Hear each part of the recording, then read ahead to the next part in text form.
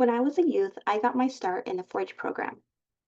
I took part in projects, including raising lambs. 4-H shaped me. It gave me confidence, leadership skills, and a community that still makes an impact in my life today.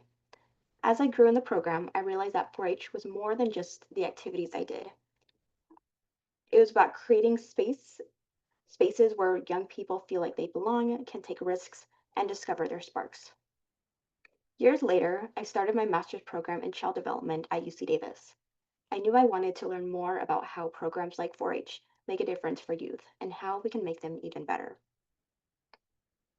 This summer, I had the opportunity to work with an advisor from the UC 4-H program who does exactly that, evaluating programs to strengthen youth experiences. 3 projects I aided with this summer included designing and evaluating camp programs, evaluating and doing focus group interviews with youth at a STEM maker camp, and analyzing data and starting a manuscript on a survey of youth, parents, and volunteers' perceptions of the 4-H program organizational climate. At first, I thought evaluations were just about numbers on a page. I spent a lot of time working towards creating graphs and getting percentages to show on this report. But then I got the chance to actually meet with volunteers and stakeholders, and that changed everything for me. I realized that with each survey response, there really was just a story of a volunteer who dedicated their time or a youth who discovered something new about themselves.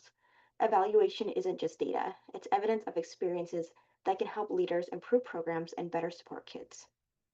I continued to learn how these evaluations and research made a difference in my next project.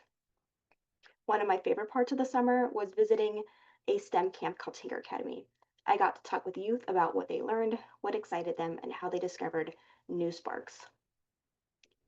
In focus group with students, I talked with youth about how they thought of themselves as a maker, and I learned how impactful these programs were for helping youth, especially those who may not get other opportunities to work with things like robots and 3D printers.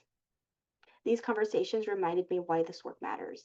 Every evaluation, every survey, every story is about creating programs where youth feel supported and can thrive.